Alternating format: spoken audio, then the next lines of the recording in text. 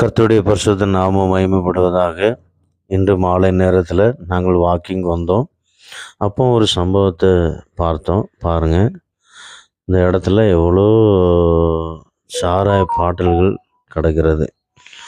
என்னென்னா இங்கே நல்லா சாராயத்தை குடிச்சிட்டு போயிருக்கிறாங்க. பரிதாபமாக இருக்குது. அவனுடைய குடும்பம் எப்படி இருக்குமோ. குடும்பத்தில் எல்லாம் விலை உயர்ந்த பாட்டில்கள், சாதாரண பாட்டில் அல்ல, எல்லாம் விலை உயர்ந்த பாட்டில்கள்.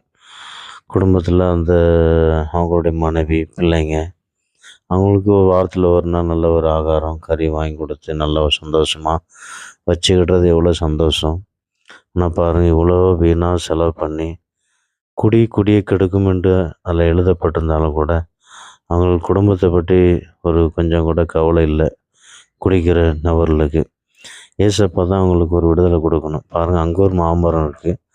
அந்த மாமரத்துக்குள்ளேயும் பெரிய பெரிய விலை உயர்ந்த பாட்டில், இதோட விலை உயர்ந்த பாட்டில் எப்படியும் ஒரு 5000 இருக்குன்னு நினைக்கிறேன். அதில் பார்க்கல எம்ஆர்பி எவ்வளோ போட்டிருக்குன்ட்டு.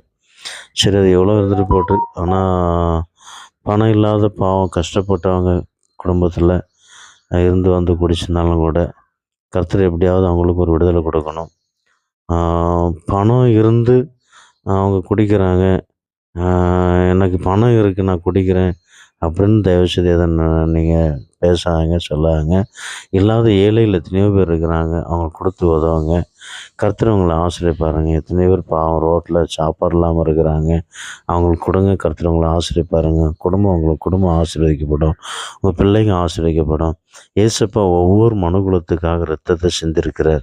அவருடைய இரத்தம் நிச்சயமாக உங்களை பரிசுத்தப்படுத்த நான் விசுவாசிக்கிறேன்.